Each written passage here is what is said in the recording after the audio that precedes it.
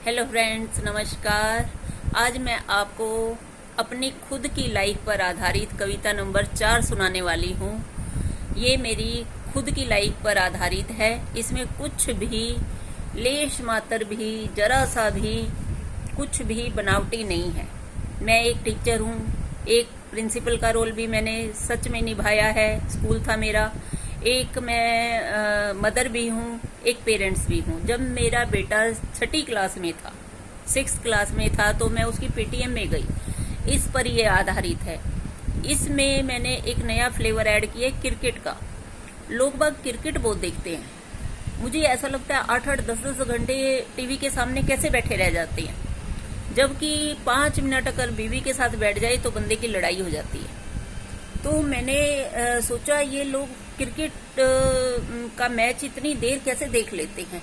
तो एक बार मैंने वर्ल्ड कप देखा तो मुझे भी बड़ा मजा आया। आप मानोगे, मैंने पूरा वर्ल्ड कप देखा, और जब इंटरवल होता था या आधे घंटे का ब्रेक होता था, तब मैंने फटाफट से आधे घंटे में खाना बनाकर और टीवी के सामने। इसीलिए मैं किसी बात की लत नहीं लगने देती हूँ अपने आप को, चाहे फोन हो, टीवी हो, क्रिकेट हो या खाना पीना। बहुत लिमिट मात्रा में, बहुत कम। वो कहते हैं ना, अति सर्वत्र वर्जित। अधिकता सब जगह छोड़ देनी चाहिए। ये मैंने बीए में पढ़ा था, मेरी संस्कृत की मैडम ने बताया था। तो हम मुद्दे पर आते हैं। अब मैं आपको कविता सुनाने वाली हूँ पेटीएम पर, पेरेंट्स टीचर मीटिंग पर। जब मैं मीटिंग में गई तो सब टीचरों से मैं मिली, सबसे मैंने बात की। लेकिन उस समय मैंने ये कविता 3-4 पेज की थी, बड़े बड़े रजिस्टर वाले पेज।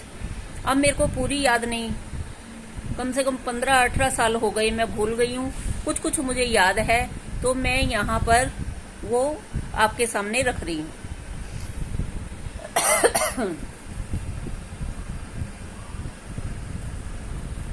अब ये मैंने 6th क्लास के बच्चे की तरह से सोचा है।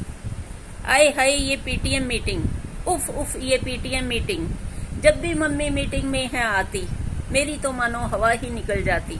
सबसे पहले मैथ की अध्यापिका से मिलकर बोली, सबसे पहले मैथ की अध्यापिका से मिलकर बोली, कहिए मैडम जी, कैसा चल रहा है हमारा बच्चा। कहने लगी, इसका होमवर्क कंप्लीट करवा देंगे तो रहेगा बहुत ही अच्छा। हमने कहा, नया खिलाड़ी है, आप ही फॉर्म में लाइए। कहने लगी, टैलेंट की तो कोई कमी नहीं, बस माइंड को इसके गुगली की तरह घुमाना सिखलाइए। साइंस की अध्यापिका लगी हमें सबसे ही न्यारी, साइंस की अध्यापिका लगी हमें सबसे ही न्यारी। कजरारे नयन पहनी थी जिन्होंने कॉटन की मखमली साड़ी, कजरारे नयन पहनी थी जिन्होंने कॉटन की मखमली साड़ी। देखते ही इरफान के स्टाइल में बोली, देखते ही इरफान खान के स्टाइल में बोली, कहिए मयंक है ना नाम तुम्हारा, अच्छा है अच्छा है, एक दिन होगा चांद पर तुम्हारा आशियाना।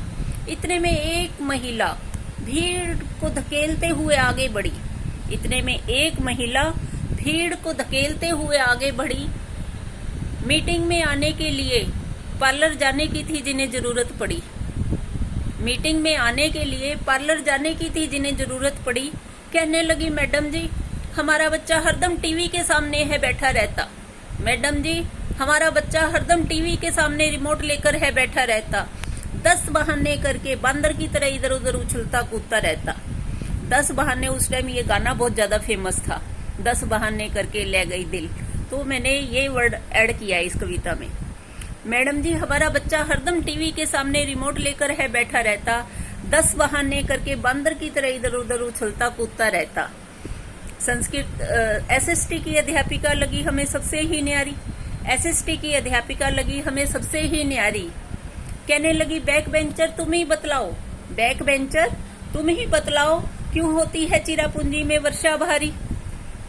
संस्कृत की अध्यापिका का था स्वैग निराला, संस्कृत की अध्यापिका का था स्वैग निराला। कहने लगी, ਤੁਹਾਡਾ मुंडा है नटखट, हे बोले है पटपट, हे विसर्ग विभक्ति लगाता अक्सर रोम, विभक्ति विसर्ग लगाता अक्सर रोम।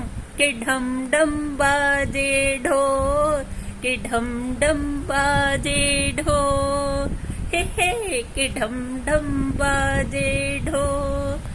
ये कविता मेरे बेटे से सभी टीचरों ने रिटर्न में ली कि हमें लिख कर दो, हमें लिख कर दो, और उसको सेकंड प्राइज भी मिला। तो मुझे बड़ी खुशी हुई, बहुत अच्छा लगता है। तो एक एसएसटी की अध्यापिका, उन्होंने एक हफ्ते तक, मैंने कहा एसएसटी की अध्यापिका ने मांगा रिटर्न में कुछ, एसएसटी की अध्यापिका ने मांगी रिटर्न में, कह रहा नहीं मम्मी वो बहुत बोरिंग है, वो बिल्कुल नहीं मांगने वाली, देखना जरा। मैंने कहा नहीं, वो जरूर मांगेगी, मुझे पक्का विश्वास था। और 10 दिन बाद, पूरे 10 दिन बाद उन मैडम ने मेरे बेटे से ये कविता रिटर्न में मांगी। तो मुझे और अधिक अपने आप पर विश्वास बढ़ा, और टीचर्स को भी अच्छा लगा, और मुझे भी बहुत अच्छा लगा। आपको कैसा लगा? अगर आपको भी अच्छा लगा, बस फटाफट लाइक और सब्सक्राइब कर दे। Thanks a lot.